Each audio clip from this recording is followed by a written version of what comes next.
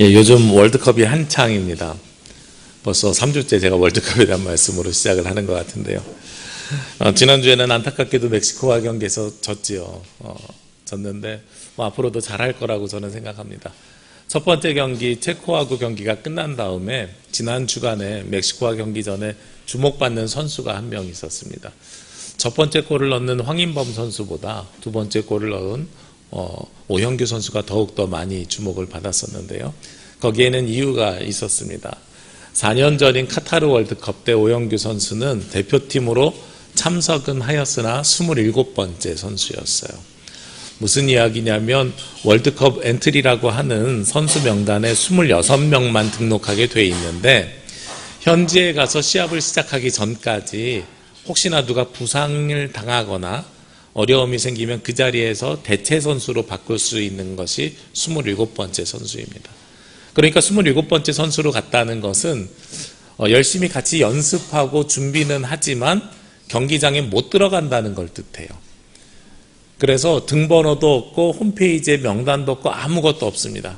그 자리에 있었던 것은 분명하지만 아무도 기억해주지 않는 이름이 그 27번째 선수라는 거예요. 그리고 저는 이번에 말씀을 준비하면서 새롭게 알았는데 심지어 벤치에 앉아있지도 못한다고 합니다. 그러니까 관중석에서 우리 팀의 경기를 지켜봐야 되는 거예요. 그 마음이 어땠겠어요? 나도 반드시 저기서 달리고 싶어. 반드시 저기서 뛸 거야. 그런데 그렇게 마음을 먹는다고 해서 모두가 다 그 자리에 올라가는 것은 아니거든요. 그리고 나서 4년이 지나서 우리가 알고 있는 것처럼 첫 경기에서 결승골을 집어넣는 선수가 됐습니다. 제가 이걸 보면서요, 운동선수들에게 가장 중요한 것 중에 하나가 기회가 왔을 때 기회를 잡는 것이라는 생각이 들거든요. 근데 그 기회는 어떤 사람들에게 오냐면 준비된 사람들에게 온다라는 아주 당연한 진리를 다시 한번 알게 되었습니다. 준비된 사람에게 기회가 왔을 때 그 기회는 능력으로 변화가 되고 그리고 그 능력이 빛을 발하게 되는 것이죠. 오늘 성경 말씀이 나오는 이 열처녀의 비유도 성경에 나오는 여러 본문들 중에서 가장 준비해야 됨을 잘 드러내고 있는 본문 중에 하나가 바로 이 본문이라고 저는 생각합니다. 성경에서 열처녀의 비유, 당시 결혼식의 상황을 알면 좀 더 이해하기가 쉬운데요. 당시의 결혼식은 우리나라도 예전에는 그랬습니다만 장가 간다, 시집 간다가 장인 집에 간다, 시댁에 간다라는 뜻이잖아요. 그런 것처럼 결혼식이 요즘처럼 예식장에 있었던 것이 아니라 가정에서 있었습니다. 가정에서 있었고 신랑이 신부집으로 오는데 그 신부집에서 올 신랑을 기다리고 있는 것이 바로 이 열처녀의 비유의 배경이 됩니다. 그럼 왜 열처녀나 나와서 기다릴까? 신랑이 10명 오는 것인가? 그것은 아니고요. 신부가 한 명이고 신랑이 한 명인데 그런데 10명이 마중 나와서 기다리는 들러리인 거예요. 신부 친구들이죠. 그 신부 친구들이 나와서 기다리고 있다가 신랑을 맞이한 다음에 같이 잔치에 참여하는 것이 당시 결혼식의 풍습이었다고 합니다. 그래서 10명이 나와서 기다리는데 오늘 예수님이 이 열처녀의 비유를 이야기하시면서 뭐라고 말씀하십니까? 다시 한번 1절을 보면 그때 천국은 마치 등을 들고 신랑을 맞으러 나간 열처녀와 같다 하였으니, 이것을 무엇에 대한 비유로 말씀하시는 거예요? 천국에 대한 비유로 말씀하시는 거예요.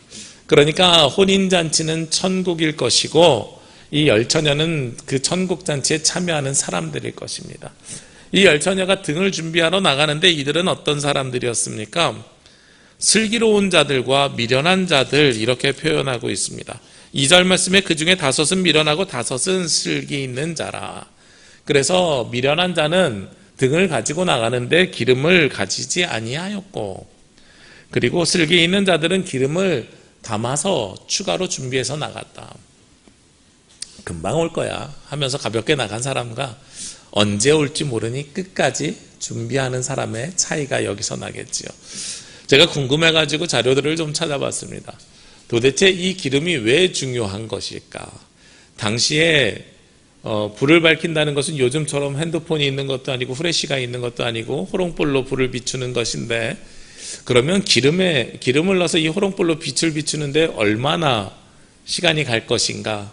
저는 한 1시간쯤 가는 줄 알았어요. 그런데 당시의 유적과 유물을 가지고선 추측해 보건대 약 15분 정도 된대요. 불을 한번 붙이면. 그러니까 15분 기다렸다가 안 오면 또 기름을 채워 넣어야 되는 거예요. 그러니까 예비된 기름이 있는 사람과 없는 사람들의 차이는 굉장히 커다랗게 나겠지요. 심지어 신랑이 빨리 오는 것도 아닙니다. 오늘 말씀해 보니까 어떻게 돼요? 5절 말씀에 신랑이 더디 오므로 다 졸며 잘세. 10명이 다 졸 만큼 신랑이 늦게 왔다는 거예요. 이것도 요즘과 당시를 비교해 보면 정확하게 알 수 있습니다. 요즘은 우리가 시간이라는 것이 있고 시계라는 것이 있어서 서로가 정확한 시계를 지키지요. 제가 어렸을 때 아버지로부터 초등학교 3학년 때인가요? 시계를 선물로 받았거든요. 너도 이제 시간을 네가 스스로 보면서 다닐 수 있어야 돼 하면서 시계를 선물로 받았던 기억이 납니다. 근데 그때 당시만 해도 시간을 맞출 때 어떻게 맞췄냐면 아버지가 선물로 주시면서 5분 빠르게 맞춰주셨어요. 왜냐하면 약속 시간보다 5분 먼저 가 있어서 준비하는 것이 좋다라는 의미로 5분 빠르게 맞춰주셨어요. 그래가지고 저녁에 9시 뉴스만 되면 제가 시계를 보면서 9시 뉴스에 뭐가 있어요? 띠 이렇게 시간이 울리면 그때 시간을 딱 맞추면서 5분 빠르게 정확하게 맞췄어. 난 5분 빠르게 다닐 수 있어. 이렇게 생각을 했었던 기억이 납니다. 근데 요즘은 그렇습니까? 아니죠. 요즘은 아이들에게 시계를 선물할 이유가 없어요. 저도 아버지가 저에게 시계를 선물한 기억이 너무 인상 깊어서 큰아이가 태어나서 초등학교 들어가면서 시계를 선물했더니 한 번도 안 차고 다녀요. 아이들에게는 시계를 차는 것보다 뭐가 더 좋아요? 휴대폰을 들고 다니는 게 훨씬 좋아요. 휴대폰은 툭 치면 시간이 정확하게 나옵니다. 그랬더니 무슨 문제가 생겼어요? 5분 전에 오는 아이들이 있는 것이 아니라 1분 전에 혹은 정확하게 시간 맞춰서 나오는 거예요. 제가 가끔 큰아이한테 그런 이야기를 해요. 예배 시간에 늦지 마. 오늘 안 늦었어요. 오늘 안 늦은 게 뭐냐면 11시 1분이 되기 전에 온 거예요. 그럼 11시에 온 게 맞아요. 우리는 11시 전에 오라 그러면 몇 분까지예요? 10시 59분까지잖아요. 그런데 요즘 아이들은 11시에 오라 그러면 11시에 휴대폰 시계가 딱 있으면 딱 이렇게 보여져. 11시잖아. 요즘 아이들이랑 옛날 아이들의 차이가 나죠. 어쨌든지 간에 시간이라는 것이 이렇게 요즘은 정리되어 있는데 과거에는 정해져 있지 않았습니다. 그러다 보니까 어떻게 됐어요? 내가 오늘 밤에 갈 거야 그러면 밤에 오는 거예요. 밤이 몇 시부터 몇 시까지죠? 어두워진 다음에 저녁에 한 7, 8시부터 새벽 1, 2시, 3시, 4시까지 될지도 몰라요. 제가 예전에 사역할 때 제일 어려웠던 게 도농 복합지역에서 사역을 했을 때였는데 한 집사님이 목사님 교회 고칠 거 있다면서요. 제가 오후에 가서 할게요. 근데 이분은 농사 짓는 분이세요. 그러니까 시간의 관점이 농사의 관점이에요. 오후에 갈게요. 전 언제부터 준비했을까요? 점심 먹고 나서부터 우리 집사님 언제 오시나. 한 5시쯤 돼서 오시는 거예요. 집사님 오후에 오신다면서요. 아직 오후 안 끝났어요. 네. 시간의 관점이 이렇게 다른 시절이에요. 예전에는. 그 시절에 이들이 기다리려 보니까 얼마나 졸리겠어요. 이렇게 오랜 시간 기다릴지 짧게 기다릴지 우리가 알지 못하는 거예요. 그러니까 5처녀는 무엇을 준비했어요? 더 많이 기다릴 수 있는 기름을 준비했고 5처녀는 금방 올 거야 하면서 어떻게 해요? 그냥 등불만 들고 나갔었던 거죠. 그랬더니 어떤 일이 벌어집니까? 신랑이 딱 왔을 때에 신랑이 저쪽에서 온다라는 소식을 미리 전해 들었는데 막상 진짜 신랑이 올 때 불을 붙이려고 하니까 5사람은 예비된 기름이 있어서 기름에 불을 붙일 수 있었고 5사람은 기름이 없어서 옆 사람에게 이야기하는 거예요. 야, 구워주세요. 나 좀 빌려줘, 나눠줘. 근데 이 5사람이 가지고 있는 사람들이 어떻게 얘기해요? 차갑게 안 돼, 나눠줄 수 없어. 나눠주면 우리가 쓸 것도 모자라. 여기서부터 좀 이해가 안 되죠. 그리스도인이라면 우리 마음이라면 좀 빌려주면 좋겠는데 나눠 쓰는 것도 좋은 것 아니야? 이렇게 생각하잖아요. 근데 예수님이 시작할 때 뭐라고 말씀하셨어요? 천국은 마치라고 이야기하셨잖아요. 비유예요. 이 비유가 무엇을 뜻하는지를 알면 빌려줄 수 없음을 우리는 알 수 있습니다. 여기서 기름이라고 하는 것은 천국에 들어갈 수 있는 믿음과 신앙을 이야기합니다. 그래서 믿음과 신앙이 신랑 대신 예수님께서 오셨을 때 준비된 사람과 준비되지 않은 사람을 구별하는 거예요. 그러면 기름이라면 나눠줄 수 있지만 여러분들 신앙이나 믿음은 나눠줄 수 있는 거예요, 없는 거예요? 나눠줄 수 없는 거죠.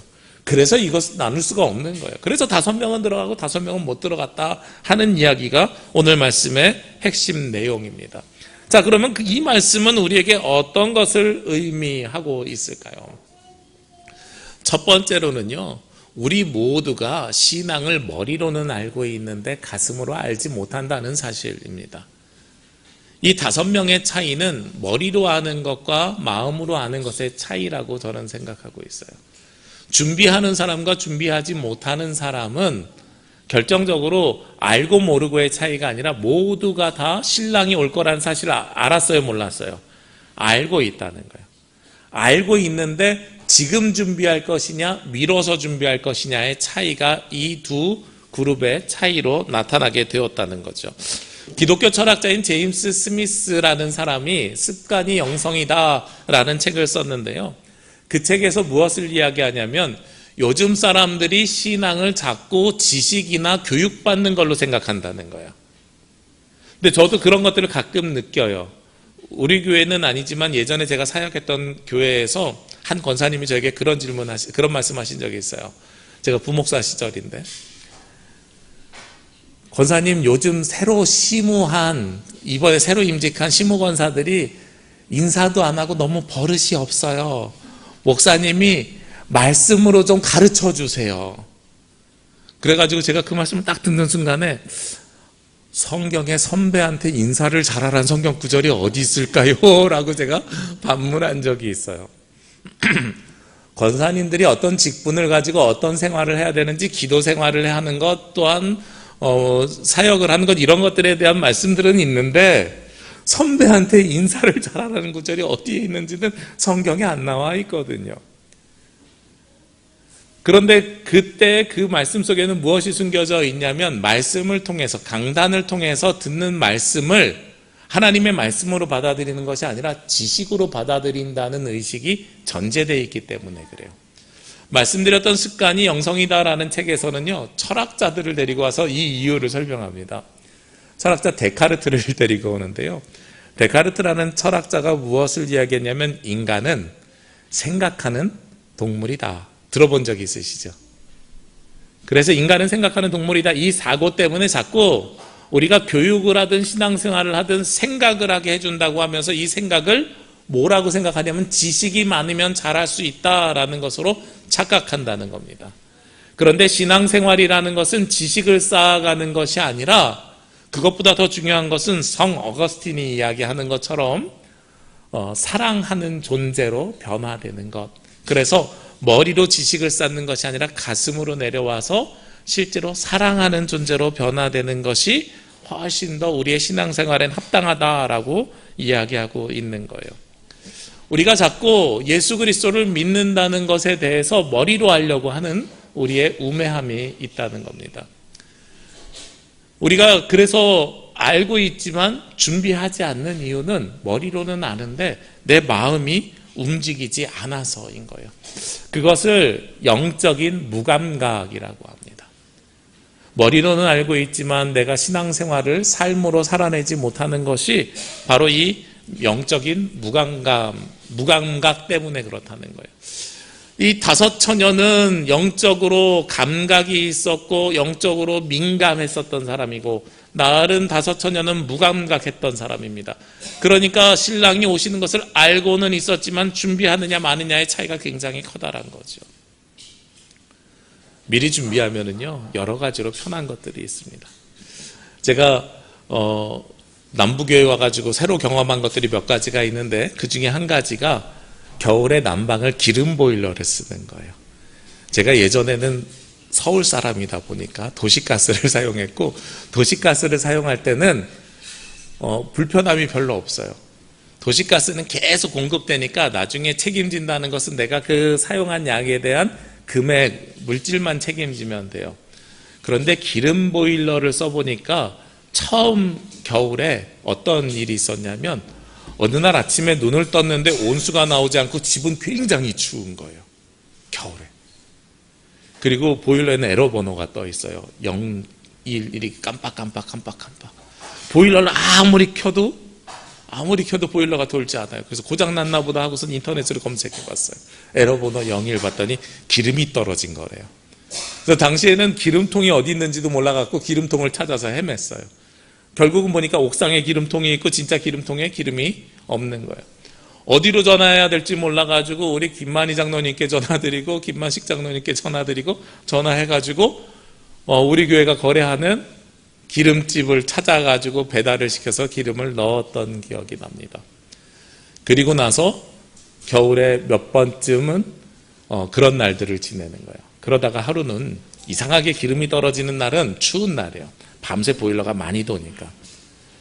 하루는 기름이 떨어졌는데 그 기름이 떨어짐으로 인해서 어떤 일이 벌어졌냐면 온 식구가 감기에 들었어요. 기름을 부르면 바로 오는 게 아니라 추운 날이고 제주의 추운 날에 눈까지 오면요, 기름이 그날 배달 안 와요. 전화하면 30분에 오는 게 아니라 오후에 갈게요 혹은 다음 날 올게요도 있어요. 그나마도 제주시니까 다음 날 올게지요. 저 외곽에 있는 한 교회 목사님은 눈이 오는데 밤에 자다가 기름이 떨어졌는데 떨어지고 보니 전화했더니 우리 동네는 기름이 3일 뒤에 온다고. 네. 제가 그거를 목회자 단톡방에서 보고요. 제주시에는 기름을 파니까 제주시에서 기름통에 기름을 넣어서 거기에 갖다 준 적도 있어요. 체인 차고 운전해가지고. 그럴 만큼 기름이 떨어지면 사실은 쉽지 않은 일인 거예요. 제가 이 열처녀의 비유를 보면서 그 생각이 나는 거예요. 아, 기름이 떨어졌을 때 준비되지 않은 가정은 어떻게 돼요?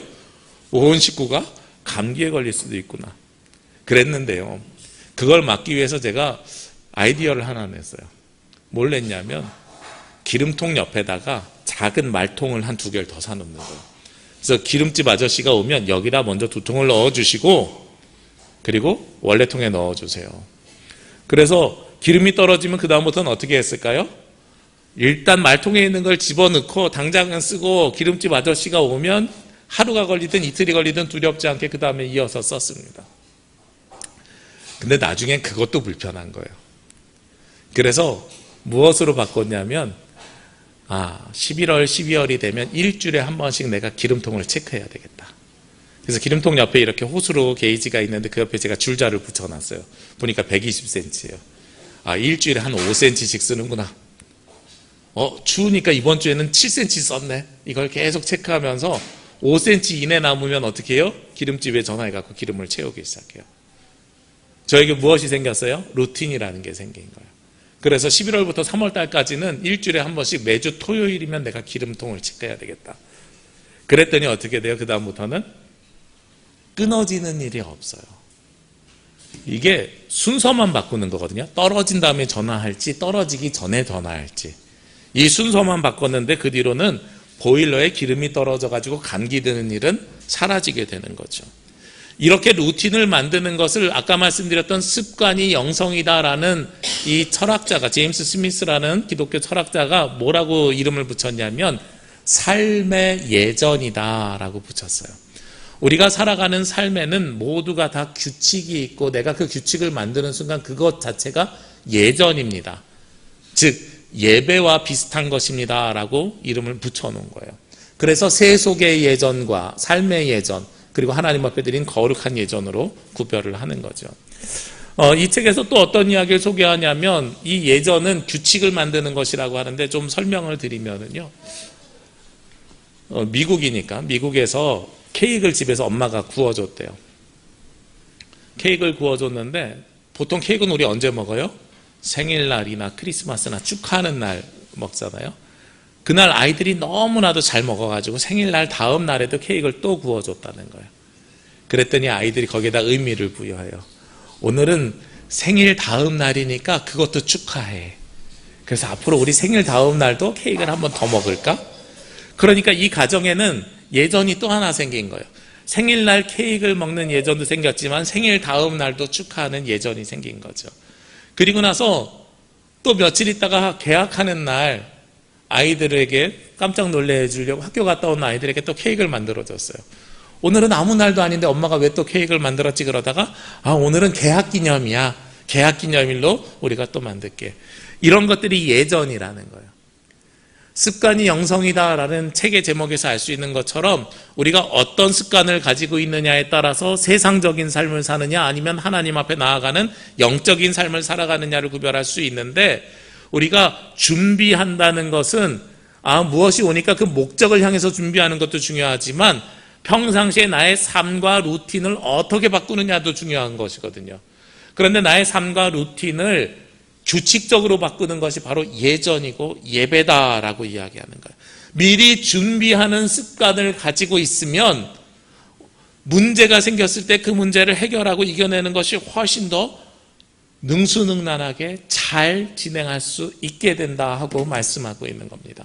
오늘 기름을 준비했던 5 처녀는 미리 준비하는 것이 이날만 한 것이 저는 아니라고 생각해요. 이날만 하는 것이 아니라 평상시의 습관이, 미리 준비하는 습관이 들어져 있지 않았을까.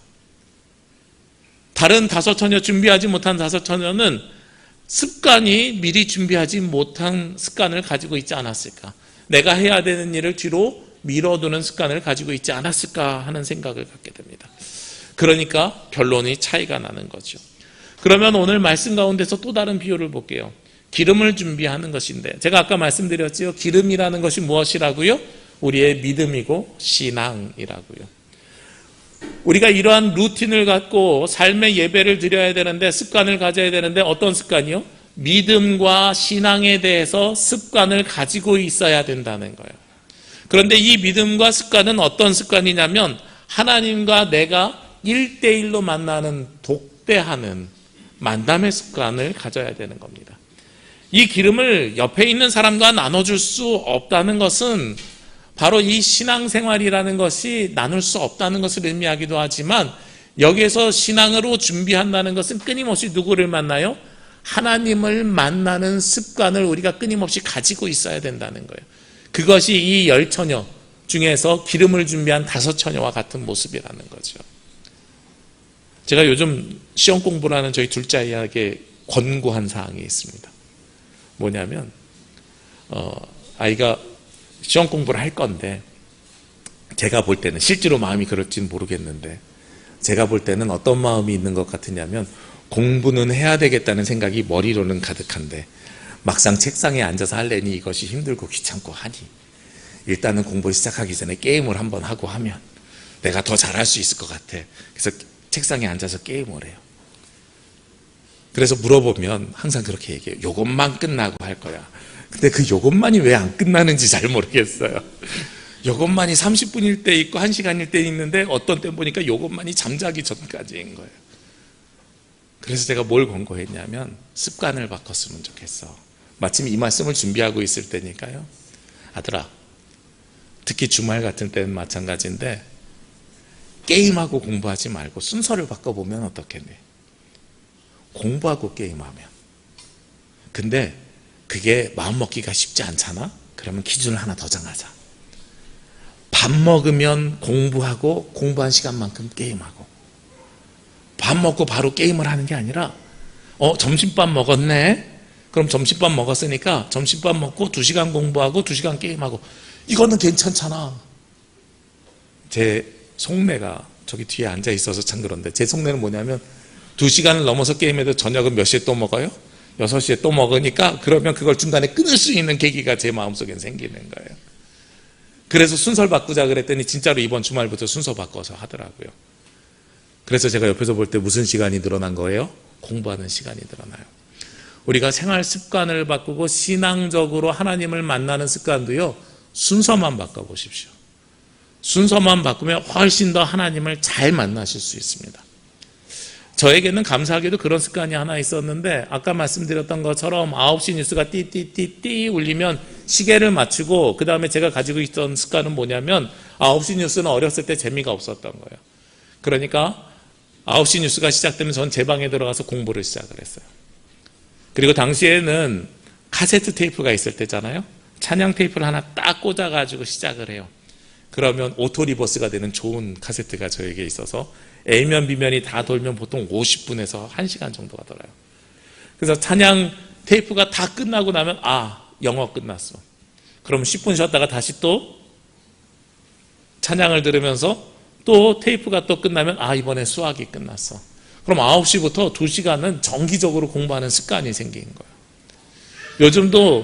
요즘은 좀 습관이 바뀌어가지고 뉴스가 요즘 좀 재미있어서 뉴스가 끝나면 제가 서재로 들어갑니다.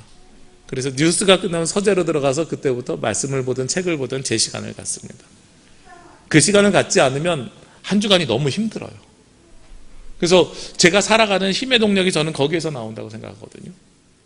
여러분들이 하나님을 만나는 것도 내가 무엇이 끝나면 바로 무엇을 시작하겠다고 하는 그 루틴을 바꾸시면 하나님을 1대1로 만날 수 있어요.